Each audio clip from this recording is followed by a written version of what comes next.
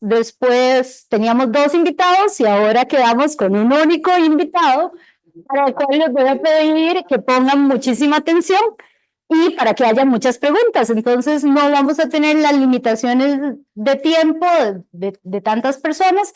Es un estudio verdaderamente interesante y además con las habilidades de Manuel, pues hay una mezcla de la parte de comunicación y la parte de estadística.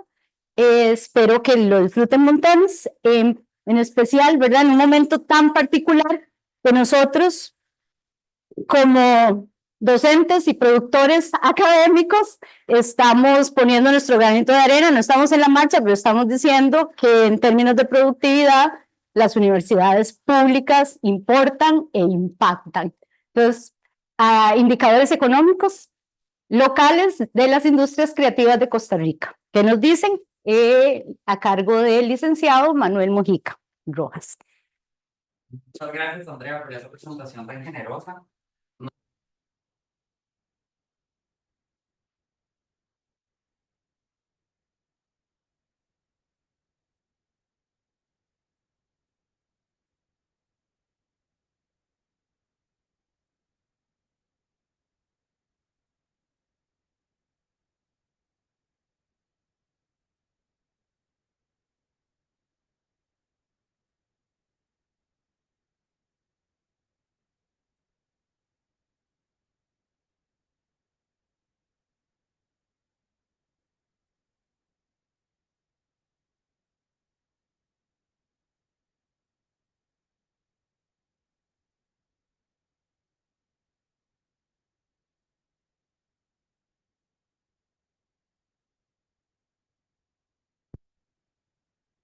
Perdón, a quienes nos están siguiendo por la transmisión. Es básicamente un ejercicio bastante exploratorio, que es lo que nosotros esperamos que hagan nuestros estudiantes de TSU, pero también decidí hacerlo yo para ver si realmente qué tan complicado podía ser para ellos. Y las industrias creativas han sido un tema de mi interés prácticamente desde que empecé mi tema de licenciatura hace unos cuantos años, no voy a decir cuántos. Em, Tal vez para empezar y motivar un poco el porqué de este tema, una pequeña anécdota. Para quienes no saben, el Consejo Universitario recibe constantemente de la Asamblea Legislativa solicitudes de criterios de proyectos de ley. El Consejo Universitario los distribuye a las unidades académicas que cree que pueden ser pertinentes y las unidades se lo asignan a profesores que han trabajado esos temas. A mí me correspondió en algún momento evaluar este expediente 23.265, que básicamente lo que quería era fomentar las industrias culturales fuera de la GAM, y lo que planteaba era como un copy-paste del modelo de zona franca fuera de la GAM, solo para industrias culturales. Y el proyecto establecía un monto de inversión inicial, no es tan relevante cuánto es, para poder adjudicar esos beneficios, pero resulta que al analizarle cuentas satélite de cultura, el consumo intermedio de las industrias musicales y fílmicas, que era a quienes estaba ahogando principalmente, no estaba ni remotamente cerca de ese monto de inversión inicial que, que el proyecto de ley estaba planteando. Entonces, si los padres y madres de la República ni siquiera están teniendo noción de qué está pasando con las industrias culturales y aún así están pretendiendo legislar, pues es un indicador bastante importante de que hace falta empezar a analizar cómo estos datos pueden ser relevantes, qué nos están diciendo, qué nos pueden estar diciendo. Para responder a la pregunta inicial, ¿qué nos dicen? La respuesta corta sería muy poquito, si uno no sabe dónde buscar. La respuesta larga la vamos a descubrir en estos minutos. ¿Qué fue lo que yo hice para este análisis exploratorio? Lo que hice fue consolidar una base de datos de más de 80 variables desagregadas a nivel cantonal. Lo que hice fue tomar un montón de indicadores de desarrollo humano y de bienestar para ver que en algunos casos algunos indicadores difieren, buscar indicadores de gestión municipal, evidentemente a nivel cantonal, datos de patentes, ¿verdad? Patentes que puedan ser relevantes, patentes de actividades económicas culturales, no patentes en general. Indicadores de resultado del Ministerio de Cultura, que fue una sorpresa muy positiva ver que los tenían. Eso es bastante reciente. Cuando yo redacté mi tesis, creo que no eran tan abiertos con esa información. Por un tema que les voy a explicar más adelante, medios de comunicación, presencia de medios de comunicación hiperlocales, que estamos llamando a nivel cantonal. Y por mera curiosidad, en el mix agregué acciones colectivas, que es una base de datos que se produce desde acá, desde el Instituto de Investigaciones Sociales, que lo que hace es que mapea huelgas, protestas, acciones públicas, que usualmente tienen que ver como en reclamo a defensa de derechos sociales. Algunos de los insights que les quería comentar, bueno, los indicadores de bienestar parecen no relacionarse con las actividades culturales. Cuando uno empieza a quitar valores extremos, como que tampoco hay una tendencia demasiado clara. Lo que pueden ver en este gráfico de dispersión, en el eje X, es el índice de progreso social de los 82 cantones, y en el eje Y la cantidad de patentes de actividades culturales. Y al empezar a hacer algunas agrupaciones, al empezar a ver, al empezar a buscar como alguna forma de darle sentido, vemos que en realidad es muy difícil darle sentido. Y al intentar trabajar también como con otras formas de agrupación, con otras formas de análisis, con otros métodos, como que tampoco pareciera haber una correlación demasiado directa entre la cantidad de patentes de este tipo de actividades y qué es lo que está pasando. Teorías clásicas económicas, teorías clásicas administrativas nos dirían, ok, ¿cuál es el valor que genera eh, el que yo consuma bienes, productos y servicios culturales? ¿Por qué debería estar pagando por esto? Como, ¿por qué yo debería invertir en libros? ¿Por qué debería invertir en música? ¿Por qué debería invertir en ver películas? Sobre todo si no necesariamente es como ir al mall a ver una película en particular en un momento determinado. ¿Es realmente una necesidad? ¿Verdad? Teorías psicológicas dirían como, di no, tal vez cantones con niveles bajos de desarrollo estarían pensando en solventar primero otras cuestiones, pero resulta que cuando nosotros empezamos a buscar cuerpos teóricos sobre economía de la cultura, vemos que primero siempre va a haber un exceso de oferta. O sea, como no importa qué tan malas sean las condiciones sociales, eso siempre va a pasar. La gente siempre va a tener la necesidad de expresarse y esas expresiones se pueden manifestar de muchísimas formas, por eso es que muchas de esas caen dentro de esas culturas, dentro de esas categorías de bienes y servicios culturales, y también precisamente por ese exceso de oferta, no necesariamente todas van a esperar tener un fin de lucro.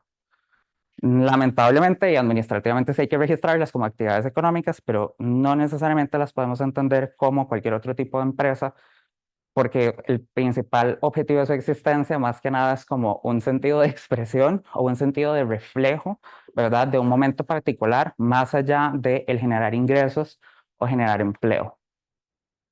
Otro segundo insight que me parece muy valioso es que los medios de comunicación hiperlocales, los mencioné en algún momento, siguen siendo un pilar democrático y cultural para el país. Hace unos años, en 2021, había hecho un análisis parecido, centrándome únicamente en medios de comunicación, había tenido resultados bastante similares y me sorprendió ver que incrementando la cantidad de variables se seguía manteniendo la relación. Hay una correlación positiva bastante alta entre la cantidad de medios de comunicación específicos a una región, a un cantón, y otros indicadores culturales que pueden manifestarse en esa determinada región, en esa determinada zona. Pero también eso hay que interpretarlo con cuidado. Bueno, teorías clásicas, ¿verdad? De análisis de medios nos dirían como, ok, tal vez eso no tiene mucho sentido porque los medios fijan sus agendas y además pertenecen a conglomerados empresariales y élites políticas, etcétera, etcétera. Y eso podría ser realista en ciertas partes del mundo, pero la industria periodística, se les dice a alguien que de base es periodista, lleva varios años, varias décadas en declive, y ya no se habla tanto del monopolio de los medios de comunicación, sino como los medios de comunicación han tenido que entenderse a sí mismos como empresas y han tenido que ajustarse justamente a lo que las personas quieren leer, quieren saber, quieren que se publique. También hablando de economía de la cultura, tenemos que pensar en que se está haciendo un servicio público. El hecho de que un medio de comunicación exista no solo es que se publican noticias y ya, no solo para saber el tipo de cambio, no solo para saber eh, qué dijo el presidente de la República en su última conferencia de prensa de quién echaron ayer o quién van a echar mañana, sino cómo el poder sumar toda la información que publican los medios, a mí como persona que recibe esa información me permite ejercer otros derechos, derechos políticos, derechos culturales, derechos de participación, derechos económicos incluso, al poder entender cómo se están comportando algunas cosas, y todas esas externalidades obviamente suman de una manera que tal vez únicamente con cantidad de medios no se puede ver, pero sabemos que hay como algunos indicadores latentes por ahí. Nada más como dato curioso, agregué la correlación con protestas, que además es tremendamente alta. Y aquí hay que también pensar que cuando trabajamos este tipo de datos, no se trata únicamente de ver qué nos están dando los datos, sino que hay que contextualizarlos muy bien. Evidentemente la gente no protesta en lugares donde hay medios de comunicación. Son los medios de comunicación los que permiten visibilizar esos movimientos sociales, esos procesos organizados comunitarios, y es por eso que la correlación es tan alta. Otro insight que les puedo dar de ese análisis es que el sector público puede marcar la diferencia en cuanto a gestión y externalidades positivas. Ya estábamos hablando un poco de eso. Cuando estaba intentando comparar con algunos cantones específicos, porque el macro no me estaba diciendo mucho qué estaba pasando con oferta-demanda, vemos que hay muchísimos que sí se comportaban eh, como un típico gráfico de oferta y demanda del sector privado, ¿verdad? ¿Cuál es la cantidad de gente que está dispuesta a invertir, que está dispuesta a gastar parte de su dinero en bienes y servicios culturales? Es muy poca. La oferta, como ya les dije, sí es un poco más alta, entonces eran gráficos como de oferta-demanda que no tenían como muchísimo sentido, pero a la hora de empezar a ver ciertos cantones donde los resultados eran mayores o los resultados eran un poco más palpables, la gran, la variable que marcó esa diferencia eran la cantidad de intervenciones que realizaba el Ministerio de Cultura y Juventud, que además evidentemente tenían muchísima correlación entre ellas. Una mayor cantidad, una mayor intervención del Ministerio de Cultura en un determinado cantón implicaba que hubiera más personas registradas, por ejemplo, ante el Ministerio de Hacienda, ante la municipalidad, que hubiera una mayor cantidad de actividades desarrolladas, que hubiera una mayor cantidad de personas asistentes, que todos esos son indicadores que se registran. Y entonces es aquí donde justamente un día como hoy, que uno se está preguntando, wow, ni siquiera podemos cumplir el 8% constitucional de presupuesto que se le asigna a la educación. Eso es terreno fértil para que cualquier persona venga y diga, hay que recortar, hay que recortar, hay que recortar, cultura es cero importante, cultura es cero relevante, hay que cerrar ese ministerio, no deberíamos estar haciendo inversión, pero estamos viendo que justamente puede marcar una diferencia. Y aquí la pregunta no debería ser tanto como, ok, ¿cuánto vamos a tardar en ver, en ver los resultados de esa inversión que se está haciendo a nivel público?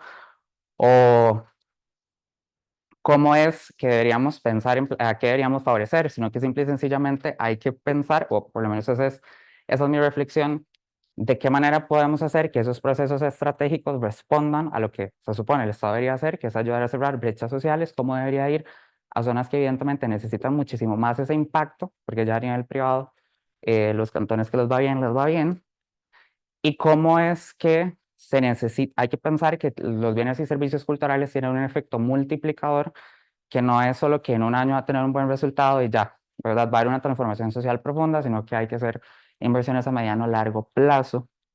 Y es ahí donde uno también se puede preguntar si ser miembro de orquesta es un criterio suficiente para ser ministro de Cultura, pero ese es otro tema. Eh, este insight se lo tengo que agradecer a mi profesor de métodos estadísticos, que fue que me dio la pista, porque yo no lo había pensado tanto, que es que las ciudades intermedias son polos de desarrollo que invierten en la lógica centro-periferia y eso también sucede en términos culturales, lo cual es muy interesante porque en la GAM los cantones con mayores indicadores de desarrollo en el sentido clásico de la palabra, ¿verdad? Desarrollo principalmente económico, no necesariamente tenían altos índices de desarrollo cultural, pero las ciudades intermedias sí. Y eso es tremendamente interesante. Primero, porque quiere decir que las ciudades intermedias de nuestro país sí se están comportando como uno esperaría, es decir, que a mayor índice de desarrollo humano en términos clásicos también pareciera haber un mayor desarrollo cultural, sino que también eh, estamos hablando de que es mentira que para poder disfrutar de actividades culturales yo tengo que ir al centro de San José. Perfectamente puedo ir a otros espacios, puedo ir a otras ciudades y puedo estar en otras zonas del país e igual me puedo encontrar. Tal vez no necesariamente hablemos de agenda, pero sí de cierta organización, ciertas bases que nos permiten disfrutar o que nos permiten ver qué es lo que está pasando. Creo que también estas ciudades, Liberia, San Carlos, Pocosito, Real, Limón y Pérez Celedón, no sé si ustedes saben esto, pero la historia de la radio y la televisión en Costa Rica es muy particular porque el sistema de televisión digital que se implementó hace unos años, que además se atrasó por décadas, responde al hecho de que la geografía de nuestro país impide que las ondas de radio y televisión lleguen fuera de la gama. Es el sistema de televisión digital, el estándar de televisión digital que nosotros usamos, que es el japonés brasileño, pensando en cómo se puede solventar esa necesidad. Se implementó 15 años después de que se pensó que se iba a implementar, pero entonces, ¿qué pasaba en todas esas zonas que ni siquiera les llegaba, por ejemplo, la señal de televisión abierta? Tuvieron que abrir sus estaciones de televisión, tuvieron que abrir sus estaciones de radio, tuvieron que ver de qué manera no solo eran ciudades de paso, ¿verdad? Y grandes ciudades, digamos, en comunidades rurales, sino que también empezaron a tener un desarrollo pensando no solo en sus actividades económicas, sino que también sus manifestaciones culturales, que además en todos esos cantones uno se puede encontrar cosas vacilonas diferentes a los que hay en la GAM, em, han tenido también como cierto impacto en ese término. Esta era una mesa de industria, entonces, si alguien viene de industria, ¿qué se puede llevar o qué le diría yo después de comentar estos insights? Lo primero, no es lo mismo que yo quiera emprender o que yo quiera planificar en el sector cultural a que quiera hacerlo con cualquier otra cosa. Jamás va a ser lo mismo manejar un restaurante que manejar una galería de arte, que manejar un cine o tal vez una sala de exhibición para no pensarlo como tan a grande escala. Y precisamente por los datos que tenemos, que además están muy dispersos por todo lado, no son tan fáciles de homologar, no son tan fáciles de comparar, cada institución está haciendo como registros separados. Esto no lo había comentado antes, pero por ejemplo, si uno ve la cantidad de patentes municipales que existen, eh, aún sumándolas todas, no coincide, por ejemplo, con el registro único tributario de Hacienda, de cuántas personas, por ejemplo, están hablando de que reportan ciertas actividades económicas. Entonces, hay tantas brechas de información que pensar en decir, voy a usar estos datos, voy a usar estos datos, voy a usar estos datos para hacer un estudio de mercado, no va a funcionar. O tal vez el resultado no sea tan efectivo como podría hacerlo con cualquier otro tipo de negocio. Y hay que pensar también en que desde el sector público sí debería existir, tal vez no quiero usar la palabra intervención porque podría ser muy fuerte, pero sí pensar es como en cierto desarrollo estratégico que nos permita diseñar mercados que promuevan que estas industrias puedan florecer en el largo plazo. Evidentemente pasa por una sensibilización que tiene que darse en el mismo sistema educativo a edades muy jóvenes para que esas personas cuando tengan 20 años, 25 años, tengan como la cultura de consumir cultura, pero ya Wagner habló hace un rato de todas las brechas que hemos tenido, todos los retos que hemos tenido en los últimos años, entonces pensar en transformaciones educativas ahorita es un poco complicado. Con respecto a la oferta, hay que saber que siempre va a haber un exceso, no necesariamente todo el mundo va a ser todo el mundo va a estar en competencia, eso no es algo que va a suceder siempre. Como les decía, hay gente que de pronto solo, no sé, ofrece sus servicios de canto porque le gusta cantar, no porque necesariamente espera hacer una carrera con eso, no porque necesariamente depende de ese ingreso para subsistir. Entonces también, ¿cómo puede hacer eso? Cómo puede introducir eso en un modelo de benchmarking, ¿verdad? De análisis para planificar y pensar qué es lo que va a hacer si uno de verdad quisiera emprender en ese sector o crear una empresa en ese sector, es bastante complejo.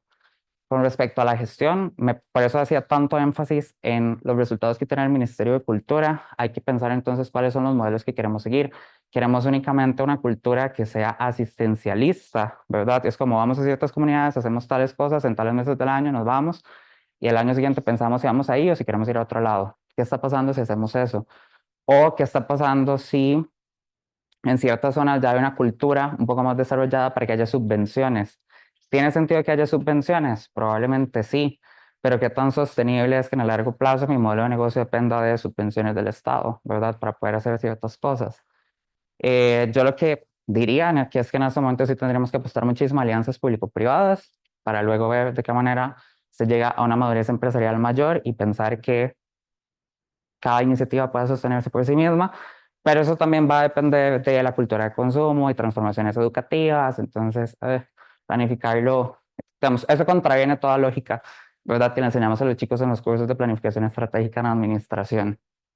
Y con respecto a lo político, efectivamente hay que pensar en cómo podemos mejorar lo que estamos midiendo, cómo podemos unir los esfuerzos de lo que estamos midiendo o de lo que estamos reportando. En Costa Rica no muchas personas investigan cultura, pero por ejemplo en la Universidad Nacional sí hay un clúster de gente que está haciendo unas cosas. El Ministerio de Cultura está intentando liderar algunos esfuerzos, lo sé porque me contactaron la semana pasada. Acá en la UCR, en la sede del Pacífico, que se está dando la carrera de gestión cultural, se está intentando también como crear una línea de investigación en ese sentido, pero no necesariamente estamos dialogando entre nosotros o no necesariamente estamos llegando a crear alguna sinergia y sí hay que pensar en todos esos escenarios diversos que se pueden dar eh, en cuanto al contexto político, qué va a pasar, por ejemplo, de aquí a que haya una nueva elección presidencial y una vez que haya una nueva elección presidencial, quién va a estar en esa silla y cómo va a actuar y cómo se va a comportar y qué línea va a seguir, ¿verdad? Todas esas son variables muy complejas, pero que deberíamos ser capaces de interpretar, de prever y de tener algún plan B, plan C, plan D para ver cómo podemos gestionarlos Y todo esto es solo para decirles que tal vez si ustedes conocen a alguien que pinta muy bonito, que canta muy bonito, que actúa muy bonito, no solo es como, ay, ¿por qué no se inscribe a Hacienda? Y ya con eso puede facturar y ver cómo le va. No, no es así de fácil, no es así de sencillo. Y son, si ya de por sí es difícil pensar en cómo emprender en algo más tradicional, en algo más clásico, pensar en algo tan abstracto como puede ser un bien o un servicio cultural es varias veces más difícil, es bastante más difícil lograrlo y son muchísimas las variables que nos están afectando. Y ya que tenía tiempo, no quisiera perder la oportunidad de decir, yo sé que todos en estadística soñamos como con trabajar con compus muy potentes, con hacer todo con Big Data, con hacer cosas muy complejas, muy computacional, pero ven qué interesante, datos chiquititos, agrupados cantonalmente, en la que hay muchísima oportunidad de mejora en cómo estamos midiendo cosas, cómo podríamos seguir potenciando esa cultura de evaluación, cómo podríamos seguir potenciando lo que estamos haciendo a nivel país, si no solo pensamos en todas esas cosas grandes, sofisticadas y computacionales, sino como también desde otros espacios podemos incidir y marcar una diferencia que al fin y al cabo es lo que esperaríamos pase de personas que estamos formando en la universidad pública. Y con eso concluyo.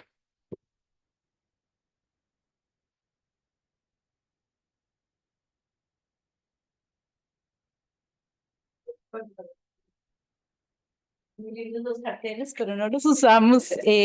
Abrimos la sesión de preguntas.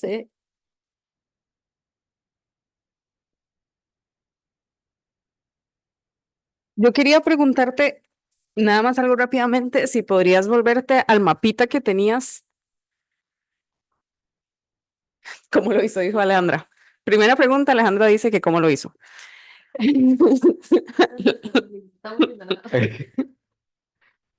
La segunda pregunta es si hay, digamos, es que tal vez lo dijiste y no lo capté en el momento.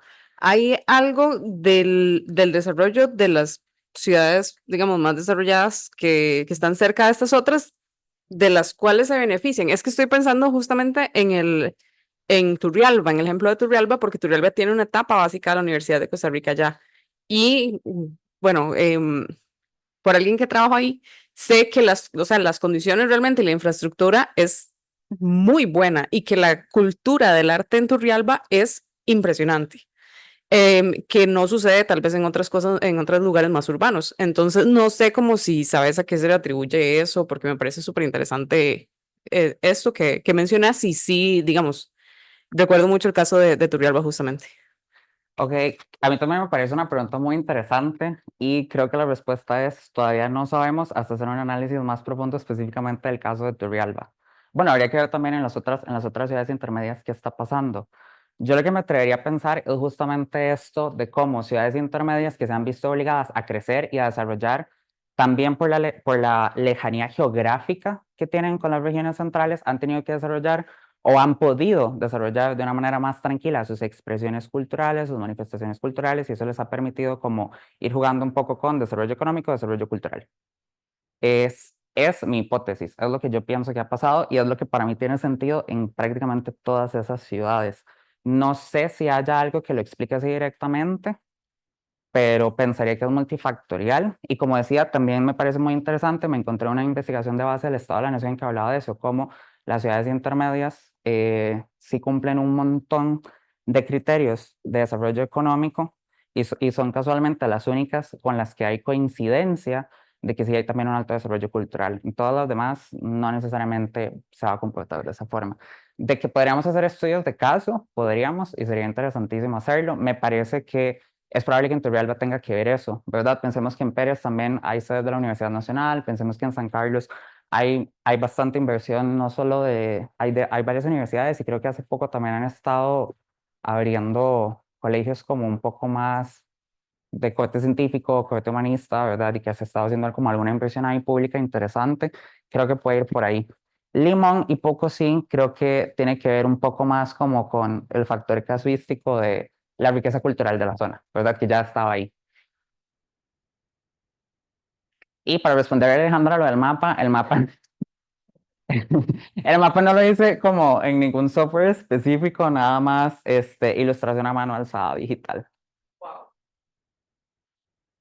Por eso no es tan preciso.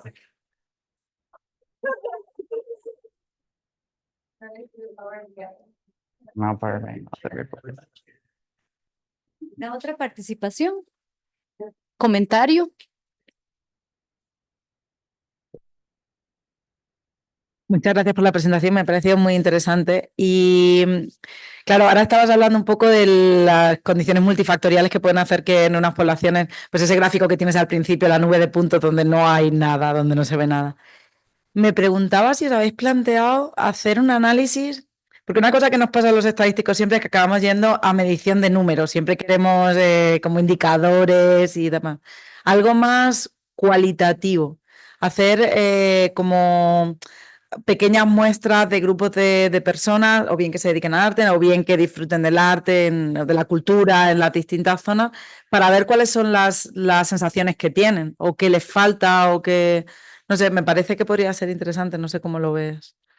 A mí también me parece muy interesante pensar eso, porque justamente en corrientes europeas, donde está tal vez un poquito más desarrollado, las conclusiones a las que se está llegando recientemente es, esto solo lo podemos entender a partir de estudios de casos.